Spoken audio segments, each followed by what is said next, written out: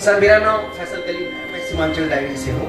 मेरा स्पेसिफिक सवाल है सीमांचल को लेकर, क्योंकि आपने बार बार अपने भाषण में ये जिक्र किया है पलायन बिहार की एक बड़ी समस्या है, तो सीमांचल की भी एक बड़ी समस्या है। जब हमने इसको डीप किया तो इसमें सबसे बड़ा कारण हमें फ्लड नजर आता है। जल संसाधन विभाग किसी को नहीं दिया। लालू जी जब रहे वो सब विभाग बांट देंगे, जल संसाधन नहीं बांटेंगे। ये इसलिए कि ये दुधारू गाय है। हर साल बाढ़ लाने के नाम पर, बाढ़ से बचाने के नाम पर लोग लूट करते हैं।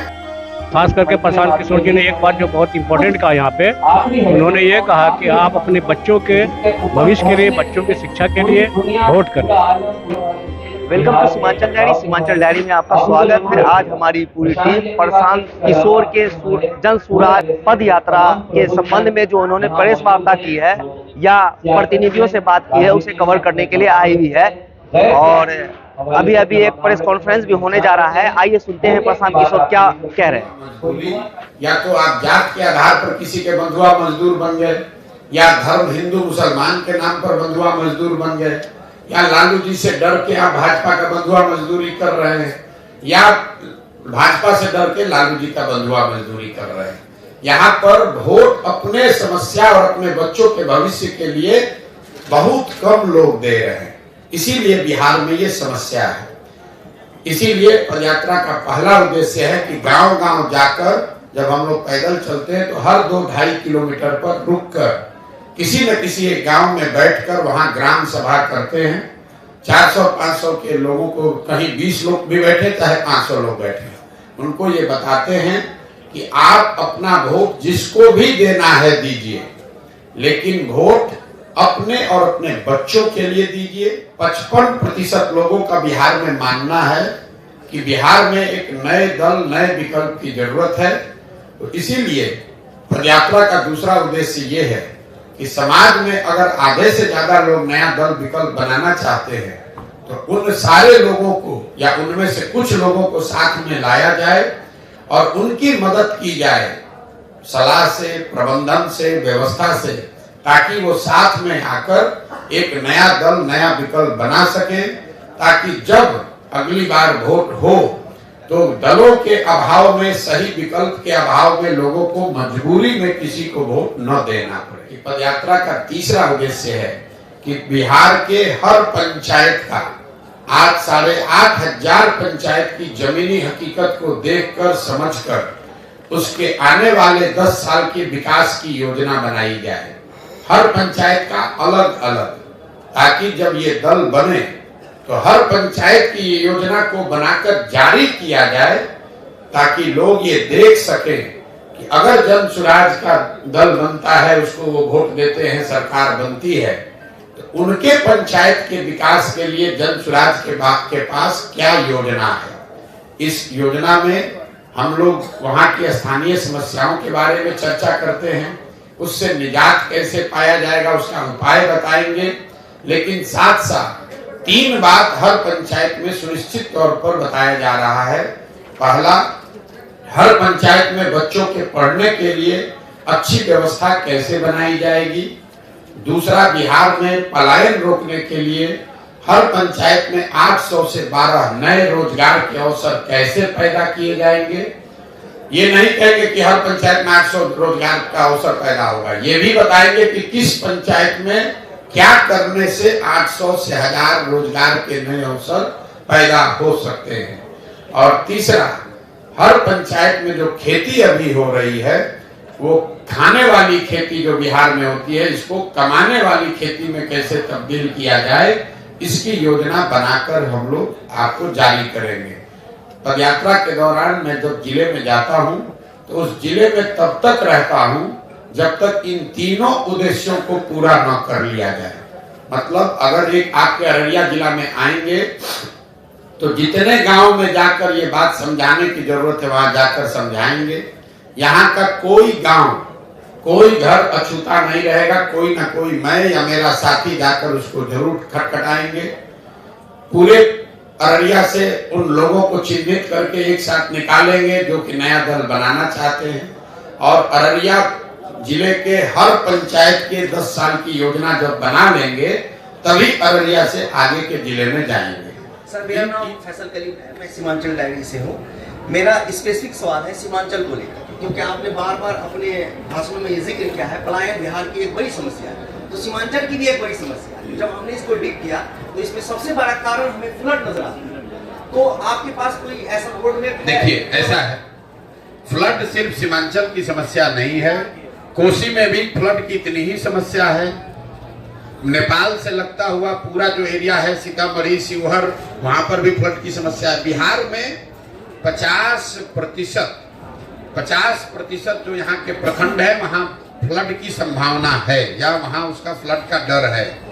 पलायन बिहार में हमने देखा, जहाँ पर फ्लड आ रहा है जहाँ नहीं आ रहा है, पलायन हर जगह है। ऐसा नहीं है कि जिस प्रखंड में जिले में बाढ़ नहीं आ रहा है वहां पर उद्योग धंधा चल रहा है, वहां से पलायन नहीं हो रहा है। फर्क इतना है कि जिन प्रखंडों से जिलों से में बाढ़ आ रहा है वहां पर पलायन का स्तर 60-70% है, जहां पर बाढ़ नहीं आ रहा है वहां का पलायन 40-50% है। तो जल संसाधन को लेकर बिहार में एक नए समुचित होलिस्टिक प्रयास की जरूरत है, क्योंकि सिर्फ बाढ़ की समस्या नहीं है। 50% प्रखंड में बाढ़ है, करीब 25% प्रखंड में, बचे हुए 25% प्रखंड में जल जमाव की समस्या है। आप जब गोपालगंज से पैदल चलेंगे तो गोपालगंज, सिवान, छपरा, वैशाली, समस्तीपुर जो एरिया है बीच मध्य बिहार जो है, इसमें कोई ऐसा पंचायत नहीं है जहाँ 2-4-5 हजार एकड़ जमीन में परमानेंट पानी न लगा हुआ है। इसी तरीके से 1/3 जमीन में सूखे की समस्या है। तो परेशानी यह है कि आधी जमीन में बाढ़ है और आधा जो जमीन ठीक है उसके आधे में या तो जल जमाव है या सूखा है। तो जब तक यहाँ जल प्रबंधन की व्यवस्था समुचित तरीके से ठीक नहीं की जाएगी तब तक सिर्फ बांध लगाने से, बाढ़ रोकने से बात बनने वाली नहीं है। तो और एक चीज और आपको बता दें, आप लोग पत्रकार हैं, आपके लिए जानकारी का विषय है। बिहार में भ्रष्टाचार हर विभाग में है, लेकिन जल संसाधन से ज्यादा भ्रष्टाचार कहीं नहीं है। इसका प्रमाण क्या है हम आपको बता देते हैं। यहाँ चाहे किसी गठबंधन की सरकार रहे, सारे विभागों का बंटवारा होता है। 2 विभाग ऐसे हैं जिसका मुख्यमंत्री रहता है वही रहता है। एक है होम विभाग, गृह विभाग, और दूसरा है जल संसाधन विभाग। ऐसा क्यों? रोड में चोरी कीजिएगा, कल होके हल्ला हो सकता है, आप पकड़ा सकते हैं। एकमात्र विभाग जल संसाधन है जिसमें जितना लूटना है लूट लीजिए और कागज पर लिख दीजिए कि बाढ़ आया सब बह गया।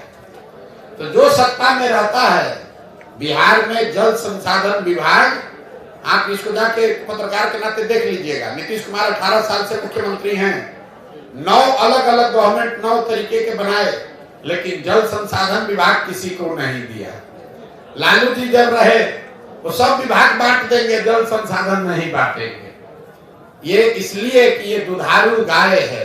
हर साल बाढ़ लाने के नाम पर, बाढ़ से बचाने के नाम पर लोग लूट करते हैं और इस यही वजह है कि ये सुधार नहीं हो रहा। आइए हम आपको कुछ लोगों से बात भी कराते हैं कि उनकी क्या राय है, वो क्यों आए हुए हैं और ये जन स्वराज पद यात्रा के बारे में वो क्या सोचते हैं। ठीक है, ये यात्रा बहुत बेहतर है, लोगों को जागरूक किया जा रहा है, लोगों को अपने वोट के अधिकार के बारे में बताया जा रहा है कि हम वोट तो करते ही हैं, लेकिन वोट बहुत सोच समझ के करना चाहिए।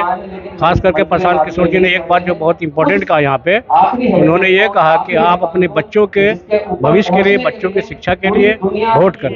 प्रशांत किशोर जी का आज डिस्ट्रिक्ट विजिट है, जिसमें यहाँ के लीडर्स और जो यूथ क्लब का अध्यक्ष और आम जनता से एक संवाद है, ठीक है, जो कमेटी के लोग हैं उनसे मिलने आए हैं। यहाँ जनता कम प्रतिनिधि ज्यादा नजर आ रहे हैं। जनप्रतिनिधि से अभी क्या है कि पद यात्रा नहीं आई है, ठीक है। ये पद यात्रा से पहले प्री डिस्ट्रिक्ट विजिट होता है, जिसमें यूथ क्लब जो कॉन्सेप्ट है पूरा उसमें उनसे और जो कमेटी के लोग हैं, जो जनप्रतिनिधि, उनसे मिलने का एक कार्यक्रम है। जन स्वराज से जुड़े हुए हैं। हम पिछले 2 वर्षों से जन स्वराज से जुड़े हुए हैं।